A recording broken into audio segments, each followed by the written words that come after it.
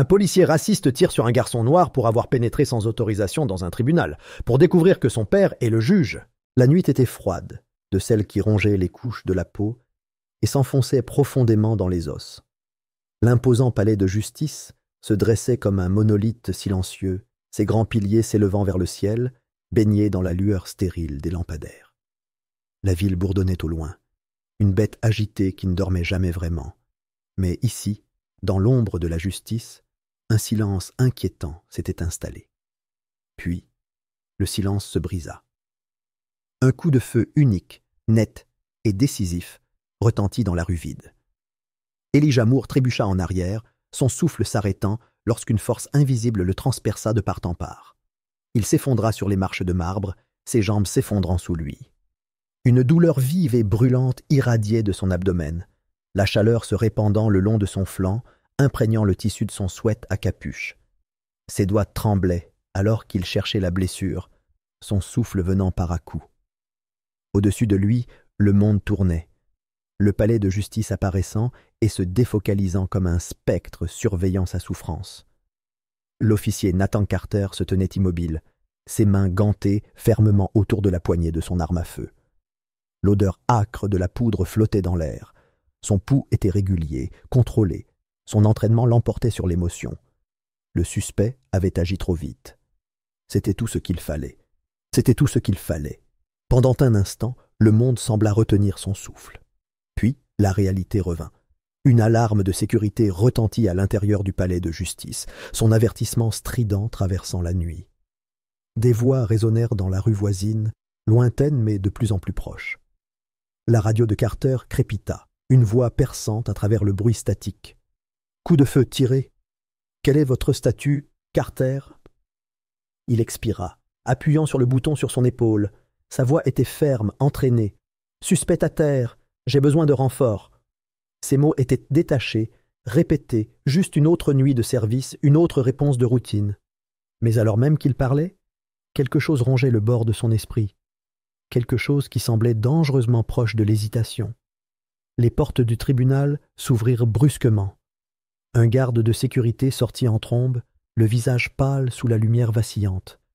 Il s'arrêta en dérapant en haut des marches, les yeux écarquillés par la vue qui s'offrait à lui. « Quoi ? Ce n'est qu'un enfant », bégaya-t-il. Carter bougea le premier, avançant avec une autorité mesurée, se positionnant entre le garde et le garçon ensanglanté. Il était en train de pénétrer sans autorisation, dit-il froidement. Je l'ai averti d'arrêter, il n'a pas écouté. Le garde déglutit difficilement, son regard oscillant entre Carter et le garçon sur les marches.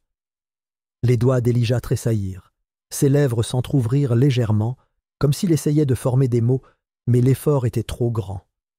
Du sang bouillonnait au coin de sa bouche. Sa respiration était humide et laborieuse, mais Carter ne bougea pas. Il devait contrôler le récit avant qu'il ne lui échappe. Quelques minutes plus tard, le hurlement des sirènes emplit l'air, des lumières rouges et bleues clignotantes coupant l'obscurité. Les ambulanciers se précipitèrent, leurs mouvements rapides et méthodiques. L'un d'eux s'agenouilla à côté d'Elijah, pressant de la gaze sur la blessure, aboyant des ordres à son équipe. Un autre vérifia son pouls, les sourcils froncés par la lenteur de la réponse. Carter fit un pas mesuré en arrière tandis qu'un journaliste, dont la caméra tournait déjà, s'avançait. « Officier, que s'est-il passé ici ?» demanda-t-elle, micro à la main, le regard perçant et implacable. Il se redressa. « Le suspect essayait de pénétrer dans le palais de justice, » dit-il d'une voix égale.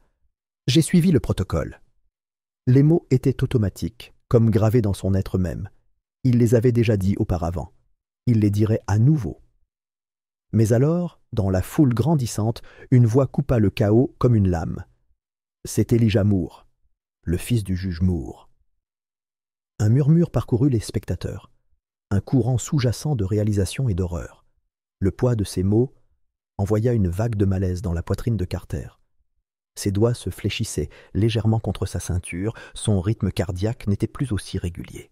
Le juge Daniel Moore n'était pas un homme ordinaire. Figure emblématique du système judiciaire de la ville, il avait bâti sa carrière sur une précision impitoyable.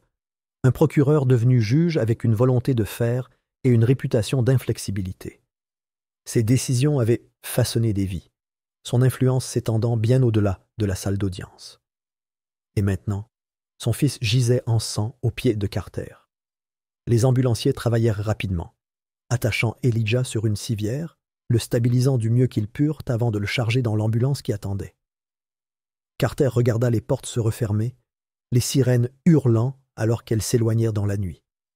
La journaliste se retourna vers lui, le regard plus aiguisé, son instinct brûlant. « Officier Carter, connaissiez-vous l'identité du suspect avant de tirer ?» Il croisa son regard, l'expression indéchiffrable. « L'identité ne change pas la loi, dit-il d'un ton neutre.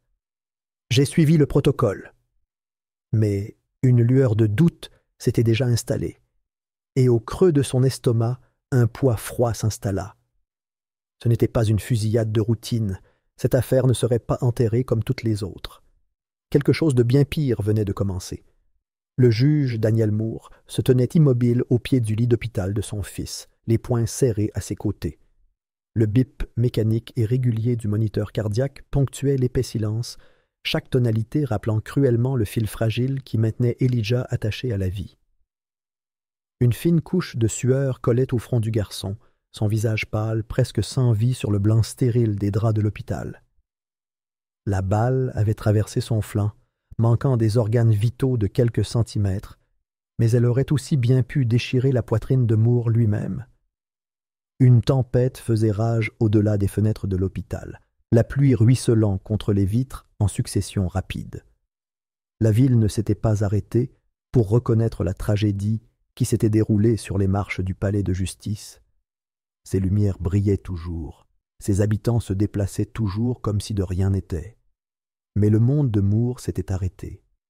Et dans ce silence, la clarté avait pris le dessus. Pendant des décennies, il avait placé sa foi inébranlable dans la loi, persuadé que le système qu'il défendait était un système d'équité et d'ordre. Il avait condamné les criminels d'une main ferme, persuadé que la justice était aveugle, qu'elle ne favorisait pas les puissants ni ne condamnait les innocents sans motif. Mais ce soir, le voile s'était levé. Le système même auquel il avait consacré sa vie protégeait l'homme qui avait presque tué son fils. Et pire, il s'efforçait de taire la vérité avant qu'elle ne puisse être dite. Un léger coup à la porte le tira de ses pensées. « Monsieur », dit une voix calme. Moore se retourna, son regard perçant se posant sur la silhouette trempée de pluie de Marcus Hayes. Le journaliste entra dans la pièce faiblement éclairée, sa veste en cuir noircie par l'humidité, le visage sombre sous la lumière vacillante du plafond. Moore n'avait jamais particulièrement aimé Hayes. L'homme avait bâti sa carrière en dénonçant la corruption, en tirant les hommes puissants sous la lumière et en les regardant brûler. Il n'avait aucune allégeance, aucun égard pour les dégâts qu'il avait laissés dans son sillage. Mais ce soir, Moore savait que s'il voulait la vérité, s'il voulait la justice, il devrait s'allier à l'homme qu'il avait autrefois qualifié d'imprudent. Hayes ne perdit pas de temps.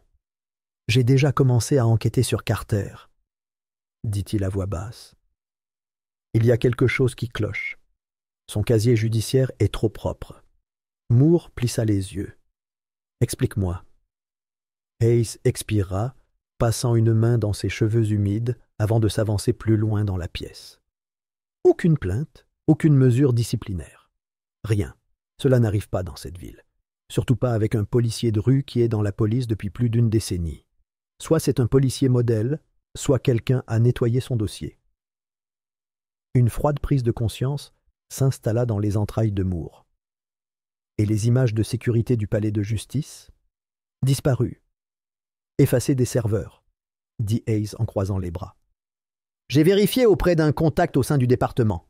Il n'y a aucune trace officielle d'une fusillade impliquant un policier au palais de justice. En ce qui concerne le système, les images n'existent pas. Moore poussa un soupir brusque. Ils couvraient leurs traces. Il avait déjà vu cela auparavant, des cas où des preuves cruciales disparaissaient, où des histoires étaient réécrites pour plaire à ceux qui détenaient le pouvoir. Il avait lutté contre cela toute sa carrière. Mais cette fois, c'était personnel. Il regarda son fils, allongé immobile sur le lit, et sentit sa détermination se renforcer. « Si je poursuis Carter devant les tribunaux, Ils l'enterreront. La police protégera les siens. Les politiciens resteront silencieux. Hayes hocha la tête. Alors nous allons chercher la vérité nous-mêmes. Une rafale de vent hurla contre les fenêtres de l'hôpital, faisant trembler les vitres. Moore se détourna d'Elijah, son esprit imaginant déjà la bataille à venir. Il n'était plus seulement un juge, il était un père en guerre. Le lendemain, Moore se retrouva assis dans le coin sombre et reculé d'un restaurant tranquille à la périphérie de la ville. Un endroit où ni la presse ni les regards indiscrets des fonctionnaires de la ville ne le trouveraient. Hayes était assis en face de lui, une pile de dossiers étalés sur la table entre eux. La pluie ne s'était pas arrêtée. L'enseigne au néon à l'extérieur projetait une lueur rouge terne sur les vitres embuées. Hayes tapota l'un des dossiers.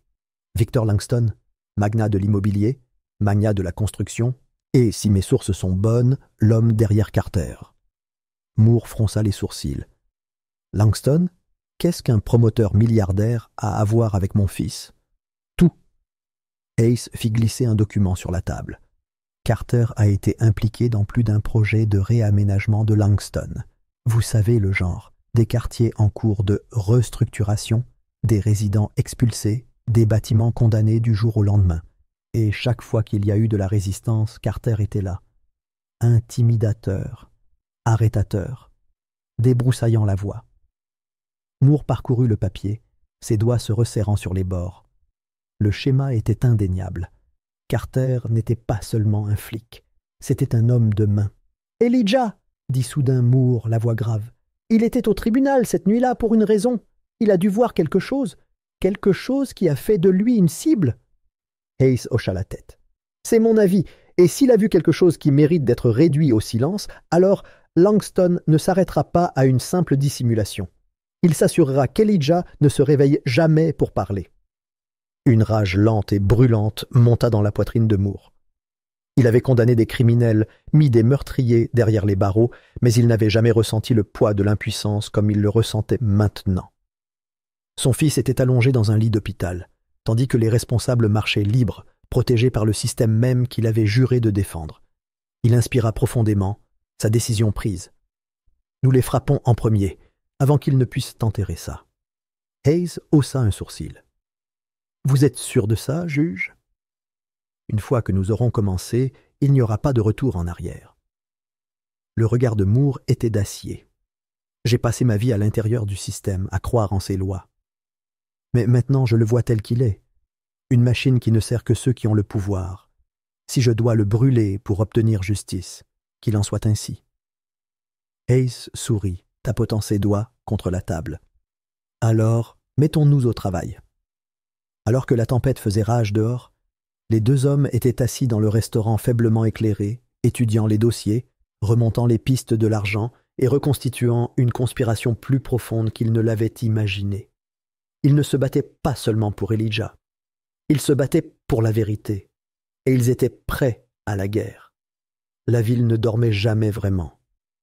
Même au cœur de la nuit, son rythme cardiaque résonnait dans le hurlement lointain des sirènes, le bourdonnement de la circulation et les murmures des gens se déplaçant dans les bas-fonds de ces rues.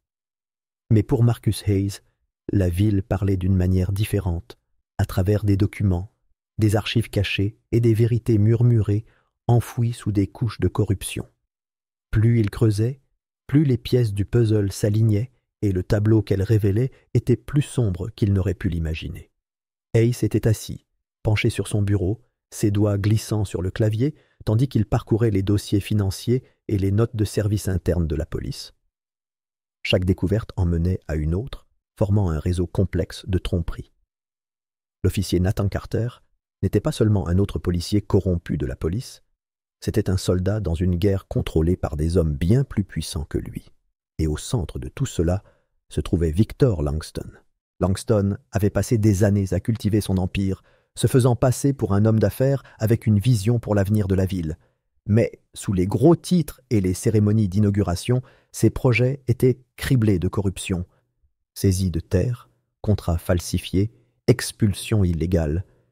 Ses mains étaient plus sales que la plupart ne pouvaient l'imaginer. Il avait bâti sa fortune en déplaçant des familles, en chassant des communautés et en réduisant au silence ceux qui se dressaient sur son chemin. Elijah Moore était l'une de ces personnes. Hayes se pencha en arrière sur sa chaise, expirant lentement. La mort d'Elijah n'avait pas été un accident. Il était tombé sur quelque chose de dangereux, quelque chose qui faisait de lui une menace pour les opérations de Langston. Et si Hayes avait raison, Carter avait été le bourreau, mais pas le cerveau. Pendant ce temps, le juge Daniel Moore arpentait son bureau, ses doigts resserrant les bords du dossier que Hayes lui avait remis. Chaque page était un acte d'accusation accablant contre l'empire de Langston, preuve d'un système conçu pour protéger les puissants aux dépens des innocents. Son fils avait été pris dans ce système, et maintenant Moore avait le choix, s'en aller, comme les menaces l'avaient prévenu, ou se jeter dans le feu et se battre. Un coup soudain à la porte fit geler les deux hommes. L'air devint tendu, chargé de peur inexprimée. Hayes échangea un regard avec Moore avant de chercher son téléphone, ses doigts effleurant la surface froide de l'appareil d'enregistrement dans sa poche. Il venait toujours préparé. Moore fit un pas prudent en avant et ouvrit la porte. Le couloir était vide. Seule une enveloppe non marquée reposait sur le pas de la porte, sa surface pâle éclairée par la faible lueur du lampadaire. Il se pencha, la ramassa d'une main ferme avant de rentrer à l'intérieur. Brisant le sceau, il déplia la seule feuille de papier qu'elle contenait. Le message était bref mais puissant, tapé en lettres audacieuses et implacables. « Allez-vous-en, juge, ou votre fils n'aura pas de seconde chance. » Le poids des mots s'abattit sur lui, comme une couverture de plomb. Il resserra sa prise, ses jointures blanchissant, alors qu'une tempête d'émotions bouillonnait sous la surface. De la rage, du chagrin et quelque chose de plus froid, de la détermination. Hayes composait déjà un numéro, son expression sombre. Cela signifie qu'ils nous surveillent, ils savent que nous sommes proches. Moore expira brusquement, posant la note sur la table. Alors nous allons plus vite. Nous ne leur donnons pas le temps de couvrir leurs traces. Mais l'ennemi avait toujours une longueur d'avance. Cette nuit-là, alors que Moore quittait le palais de justice sous couvert de la routine, il remarqua une berline noire qui le suivait dans son rétroviseur. Il prit un itinéraire alternatif, slalomant dans les rues secondaires, mais le véhicule resta proche. Un test confirma ses soupçons. Lorsqu'il ralentit, ils ralentirent aussi. Quand il accéléra, ils imitèrent son rythme. Il prit son téléphone et appela Hayes. « Je suis suivi. Sors des routes principales, » lui ordonna Hayes. « Dirige-toi vers le quartier industriel. Je te retrouverai là-bas. » La prise de Moore sur le volant se resserra, alors qu'il prenait un virage serré, ses pneus crissant contre le trottoir. La berline le suivit, ses phares perçant l'obscurité. Son pouls battait fort alors qu'il parcourait les rues vides, son esprit parcourant les issues possibles. Ce n'était pas seulement de l'intimidation, il se préparait à passer à l'action. En atteignant un entrepôt abandonné à la périphérie de la ville, Moore s'arrêta, éteignant ses phares. Un instant plus tard, la voiture de Hayes apparut dans la direction opposée, son moteur grondant doucement dans la nuit. Les deux hommes sortirent, se tenant dans l'ombre alors que la berline noire approchait. La portière côté conducteur s'ouvrit et une silhouette sortit. Ce n'était pas un voyou à gages ou un homme de main masqué, c'était l'officier Nathan Carter. « Juge Moore », salua Carter, son ton presque décontracté. « Vous vous faites des amis dangereux. » Moore le regarda d'un air inébranlable. « Et vous vous êtes fait des ennemis dangereux. » Carter eut un sourire narquois, mais l'amusement n'atteignit pas ses yeux. « Vous n'avez aucune idée de la profondeur de cette affaire. Vous pensez que Langston est le chef du serpent? Il n'est qu'un autre joueur. Il y a des gens au-dessus de lui qui n'aiment pas les détails. Vous, juge, vous êtes un détail. » Hayes fit un pas en avant. « Est-ce un avertissement ou une menace ?» Carter soupira, se frottant la nuque. « C'est la vérité. Si tu continues à creuser, ils t'enterreront. Ce ne sera pas un avertissement la prochaine fois, ce sera une balle. » Un silence tendu s'installa entre eux, l'air lourd de vérité non dite. Finalement, Moore parla, sa voix comme de l'acier. « Alors nous nous assurerons que c'est nous qui écrivons la fin. » Carter l'étudia un long moment avant de secouer la tête. « Vous avez du cran, juge, mais le cran ne vous sauvera pas. » Sur ce, il se retourna et retourna à sa voiture, le bruit de son moteur s'estompant au loin. Hayes expira, passant une main dans ses cheveux. C'était trop près. Moore ramassa l'enveloppe jetée fixant la menace une dernière fois avant de la plier soigneusement. « Nous avons dépassé le point de rapprochement, Marcus. Ils ont tracé les lignes de bataille. » La guerre avait commencé. Le juge Daniel Moore se tenait devant l'appartement de Michael Reed, l'estomac noué à la vue de ce qui se passait. La porte était entr'ouverte, son cadre brisé là où la serrure avait été forcée. À l'intérieur, le chaos régnait. Les tiroirs arrachés de leur place, les meubles renversés, les papiers éparpillés sur le sol comme des feuilles mortes dans une tempête. Ceux qui étaient venus ici ne cherchèrent pas de l'argent ou des bijoux, mais quelque chose de bien plus précieux. Michael Reed avait été le dernier espoir de prouver l'innocence d'Elijah. Il avait vu le fils de Moore quelques instants avant la fusillade, un témoin crucial qui pouvait révéler la vérité. Maintenant, il avait disparu. Pas seulement disparu, effacé comme une ligne tachée sur une page. La mâchoire de Moore se serra. Ce n'était pas seulement une disparition. C'était un avertissement. Enjambant prudemment un cadre photo brisé, Moore scruta l'appartement faiblement éclairé, chacun de ses pas lents et délibérés. L'air contenait la froideur de la peur, une présence persistante qui lui donnait la chair de poule. Il s'accroupit près du canapé renversé, effleurant le tapis de ses doigts. Une légère trace de sang maculait le tissu. Reed avait-il riposté? Avait-il été enlevé contre sa volonté? Un léger craquement dans le couloir fit se redresser Moore, son pouls s'accélérant. Il se tourna pour voir une femme âgée qui jetait un œil par une porte à peine ouverte.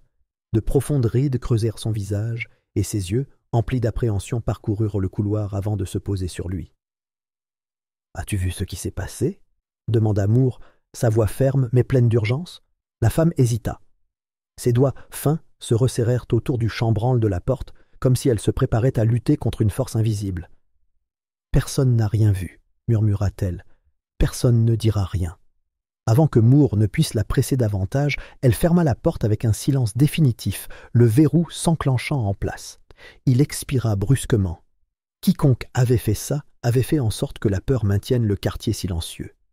Reed était parti, et si Moore voulait des réponses, il devrait chercher ailleurs. Il lui restait une piste.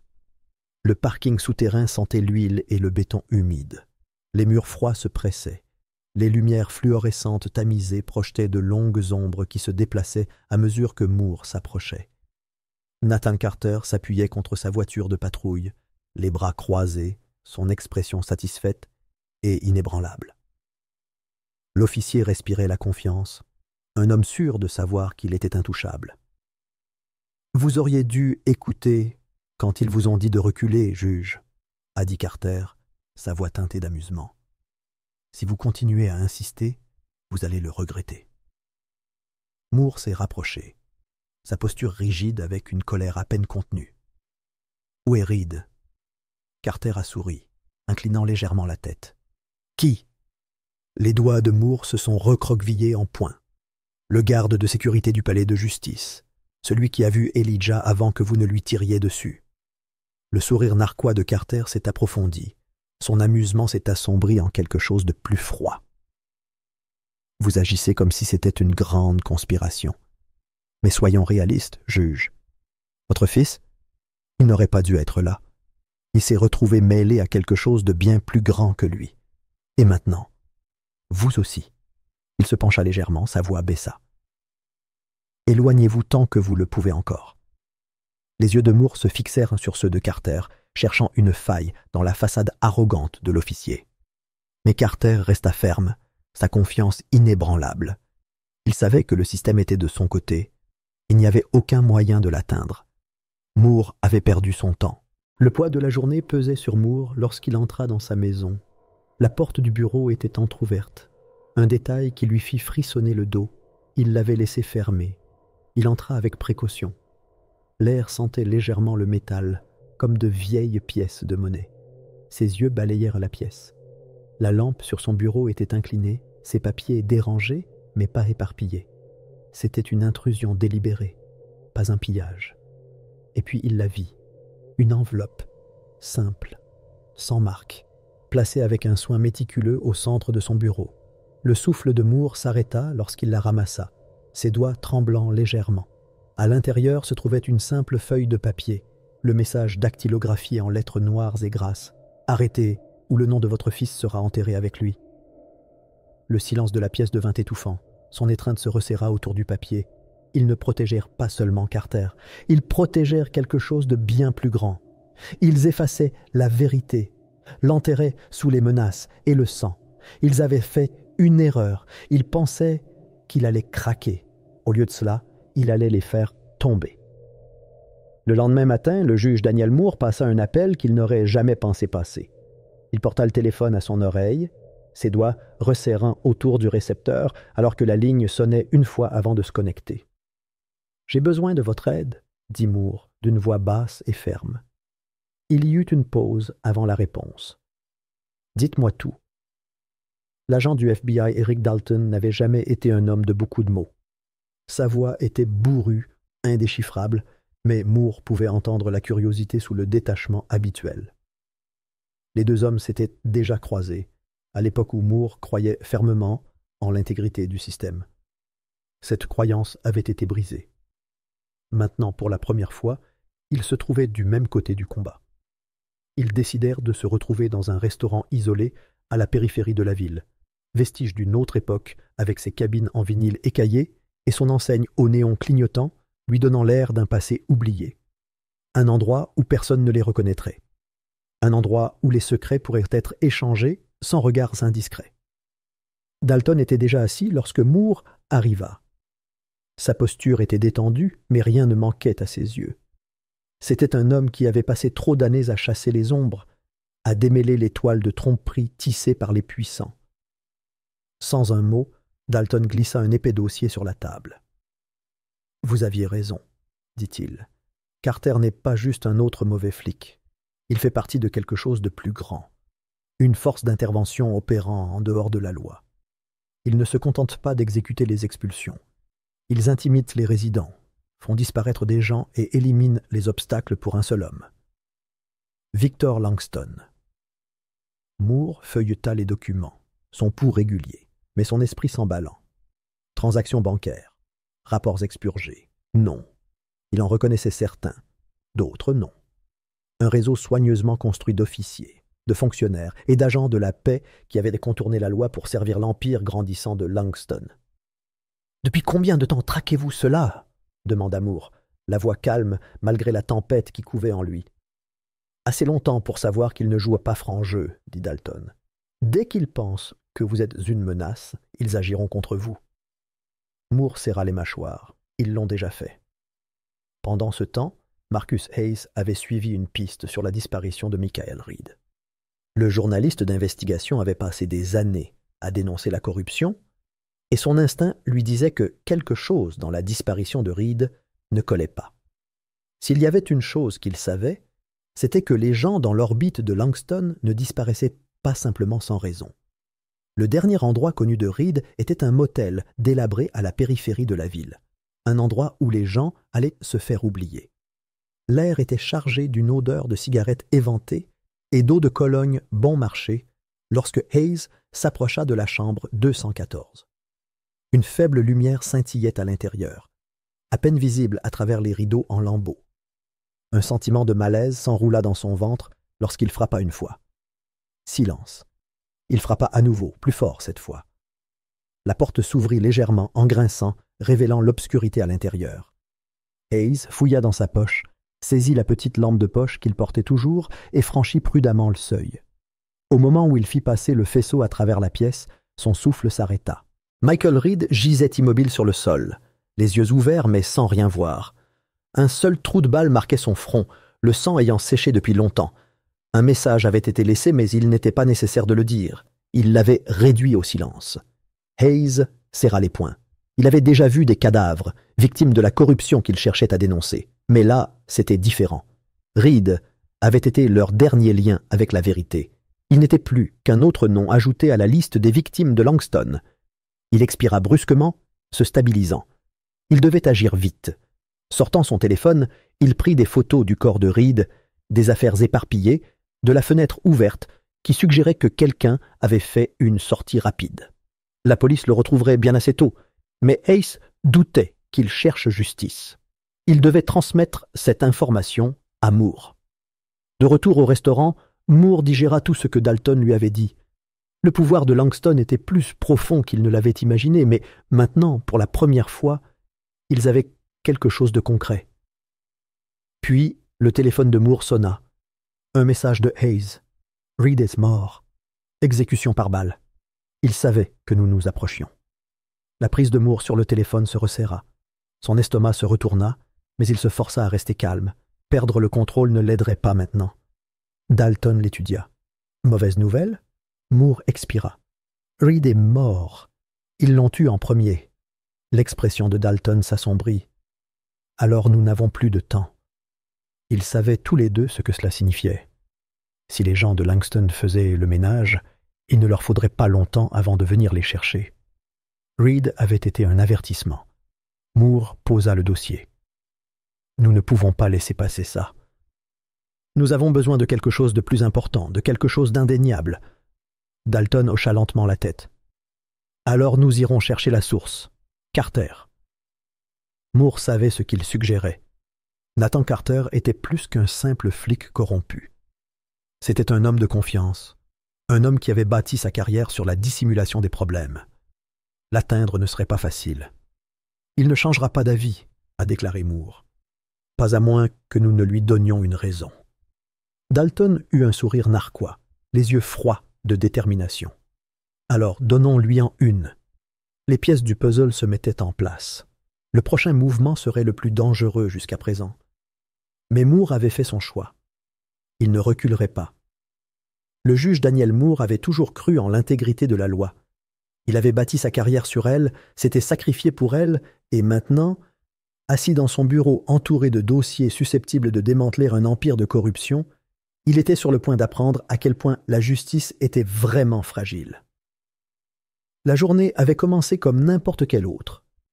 Le bourdonnement régulier de la circulation devant sa fenêtre se mêlait au murmure des greffiers et des avocats qui se déplaçaient dans les couloirs du palais de justice. La lumière du soleil entrait à flots à travers les stores, projetant de longues ombres sur son bureau, tandis qu'il parcourait les documents, preuve qui pourrait enfin mettre Victor Langston à genoux. Les noms, les numéros, les comptes cachés, tout était là, preuve irréfutable de la mainmise de l'homme sur la ville. Mais ensuite, la porte s'ouvrit brusquement. 2 officiers en uniforme firent irruption, le visage impassible, les mains près de leurs étuis. La pièce sembla rétrécir en un instant. « Juge Moore, vous êtes en état d'arrestation !» La main de Moore se figea sur un dossier. Il leva lentement les yeux, son esprit s'emballant. Pour quelle charge? Obstruction à la justice, falsification de preuves. Et c'était un coup dur. Il eut à peine le temps de traiter les mots qu'un officier s'avança, forçant ses mains derrière son dos. La morsure aiguë des menottes métalliques claqua autour de ses poignets, le froid s'infiltrant dans sa peau. « C'est une erreur, » dit-il, la voix calme malgré la tempête qui couvait en lui. « Vous savez qui je suis. » « Les ordres sont les ordres, monsieur. » L'officier serrait la main avec fermeté, mais sans cruauté.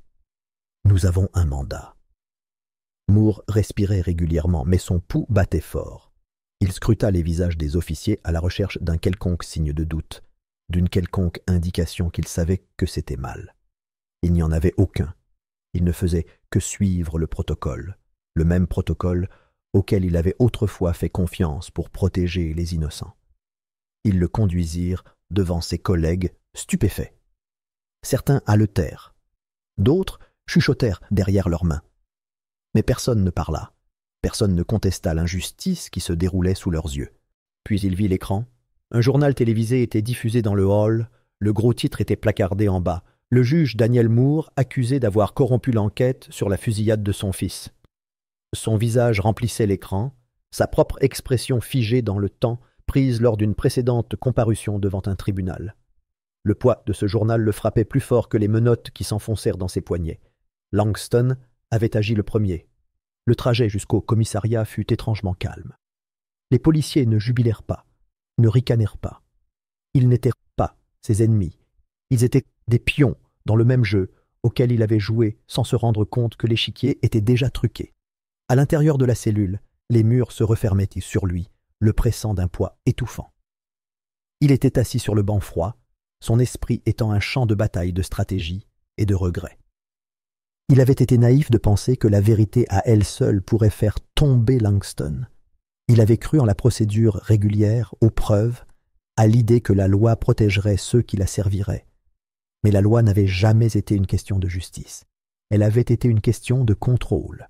De la petite fenêtre grillagée, il pouvait voir l'horizon de la ville, la même ville qu'il avait juré de protéger. La corruption n'était pas une faille du système, c'était le système. Et il en était la dernière victime. Puis, les vrais coups sont arrivés. Nathan Carter, le seul homme qui pouvait témoigner contre Langston, a été discrètement muté dans un autre commissariat, placé juste assez loin pour être intouchable. Marcus Hayes, le journaliste qui avait tout risqué pour révéler la vérité, a été agressé devant son appartement. Il a été battu à mort. Un avertissement. Et Langston, le nom de Langston n'était pas du tout dans le scandale. Moore serra les poings. Ce n'était pas seulement une attaque, c'était une exécution de sa crédibilité, un démantèlement de tout ce qu'il représentait. Il ne se contentait pas de le réduire au silence. Il l'effaçait. Mais il n'avait pas encore fini. Il était juge, oui, un homme de loi. Mais maintenant, il comprenait quelque chose de plus profond. La justice n'était pas donnée. Elle était prise. Il ne resterait pas dans cette cellule à attendre que le système décide de son sort. Il ne serait pas un martyr pour une cause qui exigeait des guerriers, il deviendrait un voyou, et quand il viendrait pour Langston, il ne viendrait pas en tant que juge, il viendrait en tant que juge. Le fourgon de transport de la prison roulait sur un tronçon désolé de l'autoroute, ses phares perçant l'épaisse brume du petit matin. À l'intérieur, le juge Daniel Moore était assis, enchaîné, les poignets écorchés et meurtris par les contraintes inflexibles. L'acier froid des menottes mordait sa peau, un rappel constant de la position précaire dans laquelle il se trouvait. En face de lui, 2 officiers armés étaient assis de manière rigide, leurs expressions illisibles dans la faible lumière du plafond. Leurs mains s'attardaient près de leurs étuis, les yeux se tournant vers lui avec le poids de la suspicion. Le van tanguait légèrement alors qu'il parcourait la route accidentée, le bourdonnement du moteur servant de toile de fond au silence qui régnait entre eux. Moore pouvait sentir la tension dans l'air. Ce n'était pas un simple transport de routine. Ils étaient à cran, et cela signifiait que quelqu'un leur avait chuchoté à l'oreille. La portée de Langston s'étendait loin, et le juge n'avait aucun doute que même ici, dans cette boîte en acier froide dévalant l'autoroute, il n'était pas en sécurité. Puis, alors qu'il passait sous un pont, l'enfer s'est déchaîné. Une explosion assourdissante a déchiré le silence matinal. Le van a fait une embardée violente, le conducteur luttant pour le contrôler alors qu'une onde de choc faisait trembler le cadre métallique. Les pneus crissaient contre le trottoir, le van s'inclinant précairement alors qu'il déviait sauvagement. Moore s'est préparé alors que la gravité le trahissait, le véhicule basculait sur le côté avec un fracas assourdissant. La douleur lui a traversé les côtes alors qu'il était projeté contre les parois métalliques, froides, le souffle arraché de ses poumons. Pendant un moment, le silence régna. Puis, le grincement du métal, le crépitement du feu et le hurlement lointain des sirènes brisèrent le silence. À travers le brouillard de désorientation, Moore aperçut un mouvement à l'extérieur. Une silhouette se déplaçait avec une précision éprouvée, s'approchant de l'épave avec une détermination rapide. Les portes arrière s'ouvrirent brusquement, une main gantée pénétrant à l'intérieur. « Bouge !» La voix était dure, autoritaire, Dalton. Moore n'hésita pas. Ignorant la protestation de son corps meurtri, il rampa en avant, ses bottes craquant sur le verre brisé. Dehors, un SUV s'arrêta en dérapage, son moteur ronflant comme une bête en colère. Marcus Hayes était déjà à l'intérieur. L'urgence brillait dans ses yeux. « Nous n'avons pas beaucoup de temps, » appela-t-il, jetant un coup d'œil au-delà de Moore. Dalton attrapa le bras de Moore, le tirant en avant.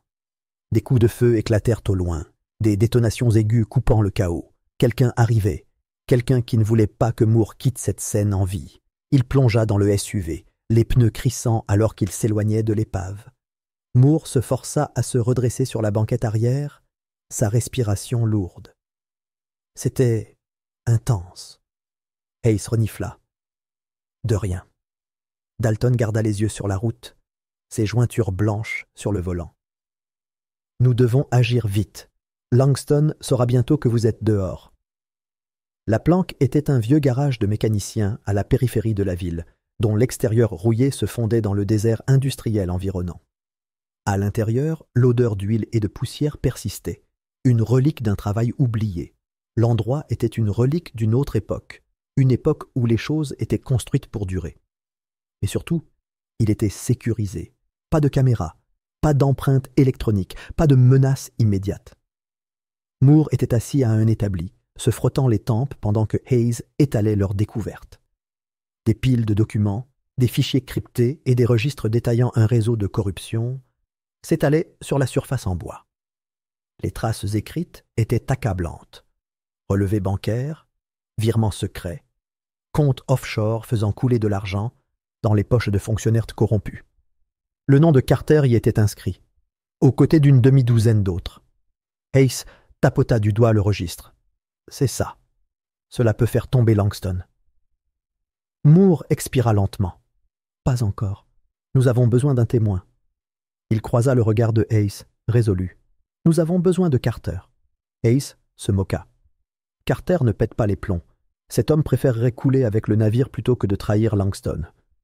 Dalton s'appuya contre le mur, les bras croisés. Peut-être. Mais que se passera-t-il s'il apprend que Langston le considère déjà comme jetable ? Un moment de silence suivit. Puis, la réalisation apparut dans les yeux de Moore. « Vous avez quelque chose ?» demanda-t-il en se redressant. Dalton sortit un dossier de son manteau et le glissa sur la table.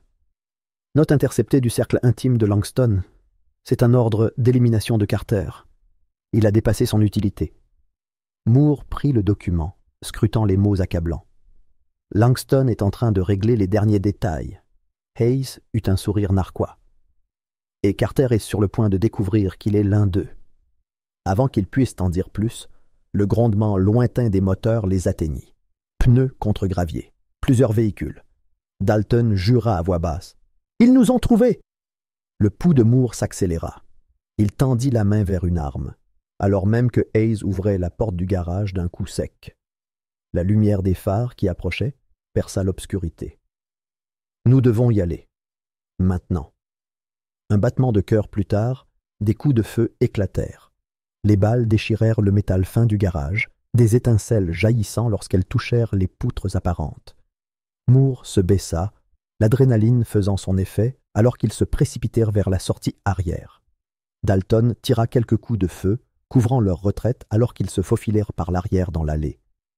Un SUV noir dérapa dans le champ de vision à l'autre bout. Des silhouettes en sortirent avec des armes à la main. Les hommes de Langston. « Courez !» cria Hayes. Ils se frayèrent un chemin à travers le labyrinthe de ruelles, poursuivis par les tirs, alors que leurs poursuivants se rapprochaient. Chaque pas, chaque respiration était une lutte pour la survie. Moore avait pensé que s'échapper de la garde à vue était la partie la plus difficile. Il avait eu tort. Ils avaient à peine réussi à s'échapper une fois. Maintenant, alors qu'ils fuyaient dans la nuit, ils devaient tout recommencer. Et cette fois, il n'y avait pas de seconde chance. Le parking abandonné se dressait comme une relique oubliée du passé de la ville, une coquille creuse de béton et d'acier engloutie par les ombres. Des lumières tamisées clignotèrent par intermittence, projetant des lueurs étranges sur le trottoir fissuré. L'air était humide, imprégné d'une odeur de rouille et d'essence. Daniel Moore se tenait près de l'extrémité de la structure, le dos appuyé contre la carrosserie corrodée d'une berline rouillée. À côté de lui, Eric Dalton restait immobile, ses yeux perçants fixés sur l'entrée. Le crissement lointain des pneus envoya une onde de tension dans le corps de Moore. Un SUV noir émergea de l'obscurité, ses phares traversant l'obscurité épaisse comme des couteaux. Le véhicule ralentit jusqu'à une marche au ralenti délibéré avant de s'arrêter à quelques mètres. La portière côté conducteur s'ouvrit en premier.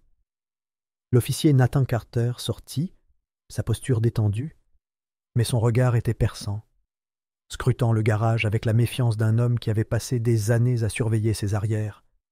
Il n'était pas seul. 2 autres hommes l'entouraient, leurs mains posées nonchalamment près de leur taille, suffisamment près de leurs armes dissimulées pour constituer un avertissement silencieux.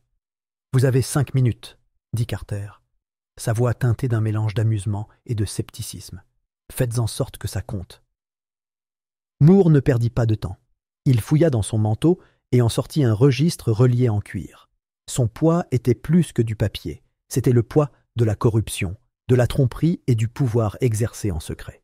D'une main ferme, il le jeta sur le capot du SUV. Le bruit du cuir claquant sur le métal résonna dans l'air immobile. « Votre nom est là-dedans, Carter », dit Moore, sa voix inébranlable, avec tous les flics corrompus que Langston a payés. Carter y jeta à peine un coup d'œil. « Et alors ?» Dalton s'avança, sa présence portant une autorité tranquille. « Alors Langston a déjà décidé que vous étiez un fardeau. » Il fouilla dans sa veste et en sortit un second document, un mémo confidentiel imprimé sur du papier à en-tête officielle. Il le déplia, le tenant juste assez haut pour que Carter le voie. « C'est un ordre pour ton élimination. Langston fait le ménage et tu es sur la liste. » Pour la première fois, Carter hésita. Sa mâchoire se serra alors qu'il arracha le papier des mains de Dalton, ses yeux scrutant le contenu. Ses doigts se resserrèrent sur les bords, comme s'il pouvait extraire la vérité de l'encre. Une lueur d'incertitude passa sur son visage. « C'est un mensonge », marmonna-t-il, mais la conviction dans sa voix avait disparu. Moore s'approche. « Tu penses que Langston se soucie de toi? Tu n'es qu'un outil de plus pour lui. Dès que tu cesses d'être utile, tu cesses d'être nécessaire. Et nous savons tous les deux ce qui arrive aux gens qui ne sont pas nécessaires. » Carter expira brusquement, son esprit s'emballant. Toute sa carrière, il avait servi des hommes comme Langston, croyant que la loyauté garantissait la sécurité. Mais maintenant, les fissures dans cette croyance commençaient à apparaître. Il n'était pas indispensable. Il était jetable. Un lourd silence s'étendit entre eux. Puis, finalement, Carter parla. « Si je témoigne, je veux une protection. » Dalton hocha la tête. Terminé. Les mots avaient à peine quitté sa bouche qu'un sifflement perçant résonna dans le garage. C'était aigu, délibéré, un signal. Puis, des coups de feu. Le premier coup de feu retentit comme le tonnerre dans l'espace confiné. Les balles déchirèrent l'air, brisant le béton, et envoyant des étincelles en cascade depuis les poutres d'acier au-dessus. Les hommes de Carter n'eurent même pas le temps de dégainer leurs armes avant de s'effondrer, sans vie, sur le trottoir. Un commando vêtu de noir sortit de l'ombre, leurs armes pointées sur le trio exposé. « Bougez !» cria Dalton, sortant déjà son arme de poing. Ils sprinteront vers la sortie, plongeant derrière des piliers de béton, tandis que les balles les poursuivaient à travers la structure. Moore sentit son cœur battre fort contre ses côtes, chaque respiration s'emplissant d'adrénaline. Carter était à côté de lui, jurant à voix basse, tandis que Dalton lui fournissait un tir de couverture, ses tirs précis et contrôlés. Une voiture attendait à l'extérieur, Marcus Ace au volant, le moteur en marche. Ils avaient prévu une évasion, mais pas aussi désespérée. « Allez !» hurla Moore en poussant Carter en avant. Ils s'entassèrent dans le véhicule au moment même où une nouvelle grêle de coups de feu fracassa le pare-brise. Ace appuya sur l'accélérateur, les pneus crissant contre le trottoir alors qu'ils sortaient du garage. Les rues de la ville se brouillèrent autour d'eux, les néons et les ruelles sombres se fondant en traînées de couleurs. Dans le rétroviseur, leur poursuivant était implacable. Un SUV noir percuta leur pare-choc arrière, les faisant déraper sur l'asphalte glissant. Dalton se pencha par la fenêtre, son arme hurlant en représailles. Un coup de feu atteignit sa cible, faisant éclater un pneu du véhicule qui les poursuivait. Le SUV vira brusquement, s'écrasant contre un lampadaire dans une violente cacophonie de métal et de verre. Respirant difficilement, Moore se tourna vers Carter. « Tu penses toujours que Langston te soutient ?» Les mains de Carter tremblaient alors qu'il rechargeait un pistolet. Son visage était pâle, mais il y avait quelque chose d'autre dans ses yeux maintenant, la reconnaissance. La vérité s'était enfin installée. « Conduisez, tout simplement, » marmonna-t-il. Il n'était pas encore en sécurité, mais pour la première fois, Moore sentit le vent tourner. Carter avait changé de camp, et cela signifiait que l'empire de Langston était un peu plus près de s'effondrer. Pourtant, même alors qu'ils traversèrent la ville à toute vitesse, Moore savait que ce n'était que le début. Le combat était loin d'être terminé. Dans l'ombre, de plus grandes menaces se profilaient, des forces invisibles tiraient les ficelles. Et quelque part, Langston préparait déjà son prochain coup. La conférence de presse se tint sur les marches du palais de justice fédérale, où les colonnes imposantes et le marbre mouillé par la pluie reflétèrent les flashs des appareils photo des journalistes en compétition pour la photo parfaite. Les nuages d'orage au-dessus s'épaissirent, projetant un gris inquiétant sur l'horizon de la ville. La foule s'étendit au-delà des barrières, murmurant entre eux, attendant ce qu'ils étaient tous venus entendre, la vérité. Le juge Daniel Moore se tenait droit, flanqué de Marcus Hayes et d'Eric Dalton. Chacun portait le poids du moment différemment. Hayes, avec une énergie infatigable, se balançant d'un pied sur l'autre, son instinct de journaliste le préparant aux conséquences que cet événement entraînerait.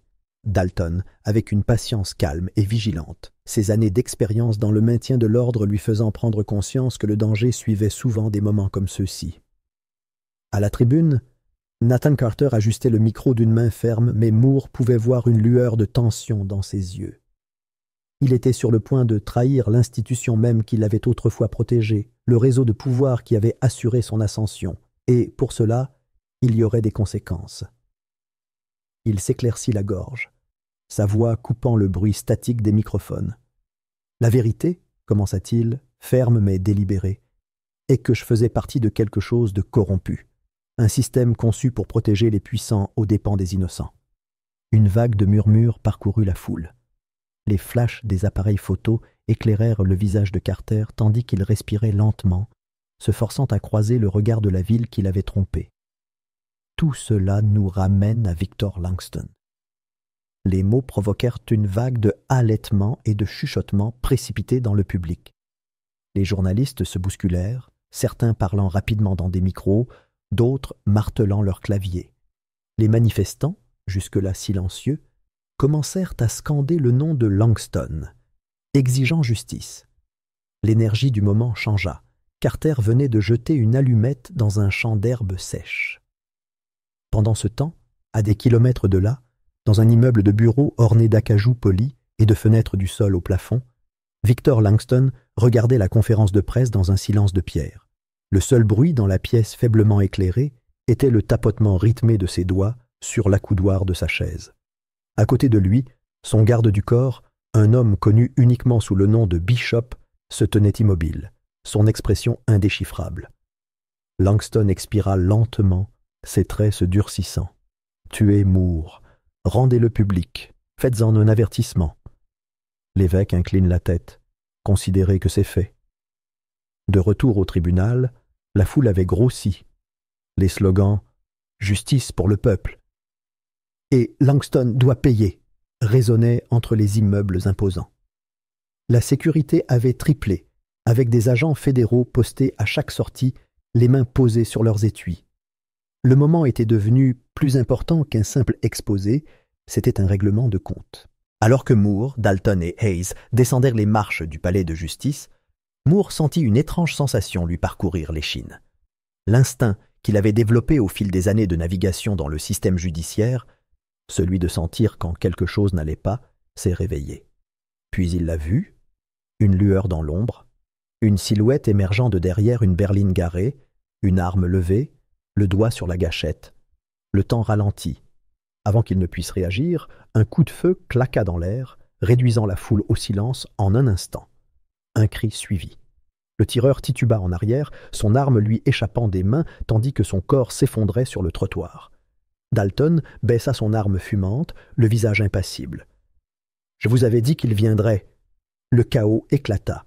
Des agents se ruèrent, protégeant Moore alors que d'autres coups de feu retentissaient. La foule recula, la panique se répandant comme une traînée de poudre. Les journalistes se mirent à l'abri, leurs micros oubliés. La conférence de presse s'était transformée en champ de bataille. Moore fut poussé dans un SUV noir dont le moteur vrombissait dès que les portes claquèrent. Hayes se glissa à côté de lui, essoufflé, les mains tremblantes. Langston ne joue plus seulement la défense. Il fait une déclaration. Dalton, assis sur le siège passager, était déjà au téléphone. « Envoyez des équipes aux endroits connus de Langston. Maintenant, nous l'amenons ce soir. » La poursuite était lancée. Au moment où ils atteignirent la piste d'atterrissage, le tarmac était animé de lumières clignotantes. Un jet privé attendait, ses moteurs ronronnant déjà, prêts pour une fuite rapide. Langston, vêtu d'un costume sur mesure, se dirigea vers les escaliers, son visage un masque de calme et de contrôle malgré le chaos derrière lui. Mais au moment où il vit la ligne d'agents fédéraux lui bloquant le chemin, Son expression s'assombrit. « Victor Langston !» tonna une voix. « Éloignez-vous de l'avion !» Langston se tourna lentement. Son garde du corps, Bishop, se tenait à côté de lui, les doigts crispés vers son arme dissimulée. « Je ne le ferai pas, » prévint Dalton, s'avançant, arme au poing. « C'est fini. » Langston croisa son regard, ses lèvres se courbant en un sourire lent et délibéré. « Fini ?» répéta-t-il, la voix dégoulinant d'amusement.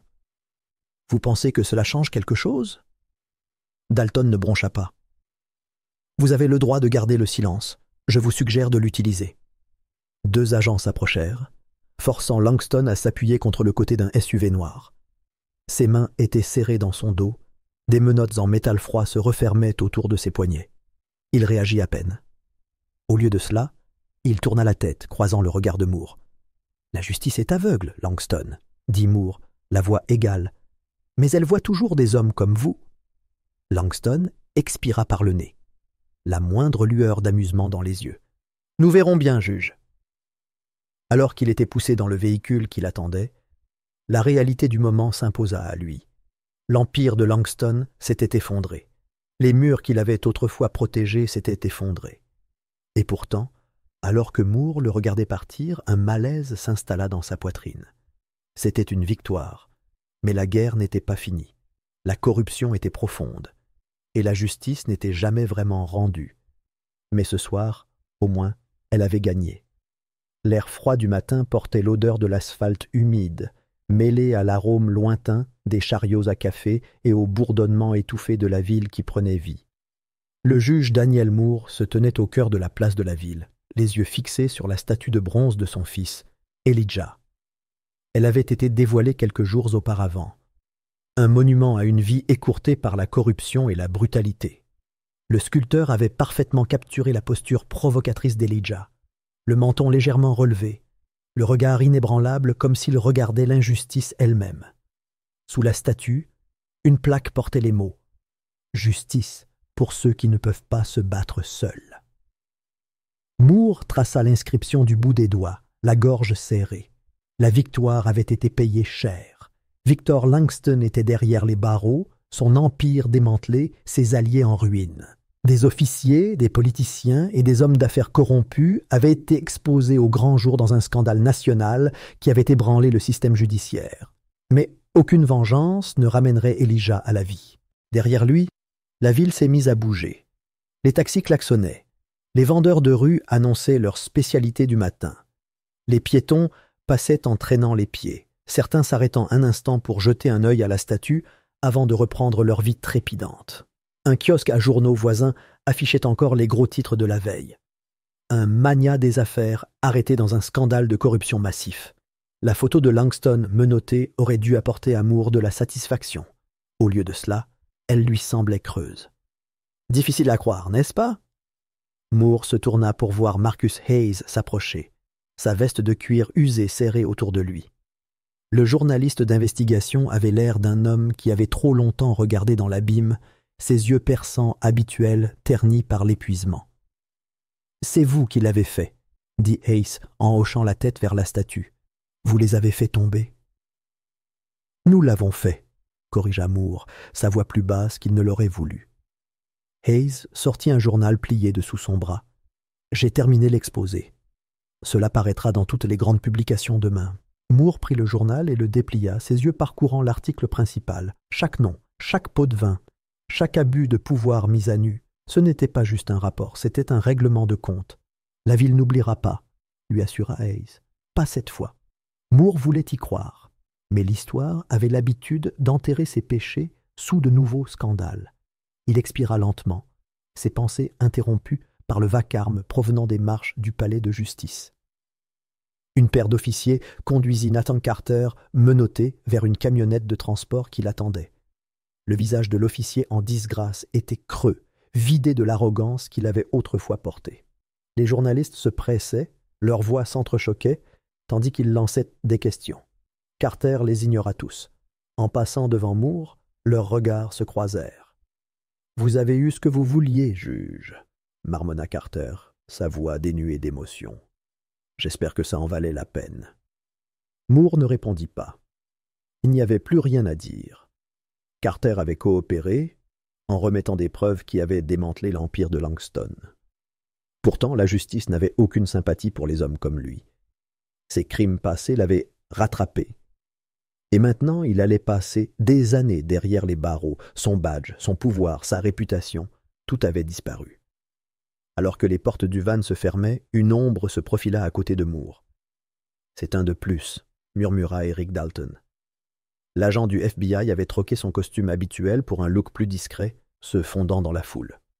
Moore le regarda avec méfiance. « Mais nous n'avons pas fini. » Dalton lui tendit un mince dossier. Langston ne travaillait pas seul. Moore feuilleta les pages. Nom, transaction, connexion cachée, un réseau plus profond qu'il ne l'avait imaginé. Il leva brusquement les yeux. Jusqu'où cela va-t-il? L'expression de Dalton était grave. Plus haut que nous n'aurions jamais pu l'imaginer. Un sentiment de découragement s'installa dans la poitrine de Moore. Ils avaient coupé une tête, mais la bête était toujours en vie. Ace jeta un coup d'œil au dossier par-dessus son épaule et émit un sifflement bas. Et moi qui pensais qu'on aurait une pause. Moore se retourna vers la statue de son fils. Les mots sur la plaque semblaient plus lourds à présent, chargés d'un sens nouveau. Ce n'était pas la fin. Cela n'avait jamais été le cas. Il referma le dossier et se redressa. On continue. Dalton hocha la tête. Hayes eut un sourire narquois. Le combat était loin d'être terminé.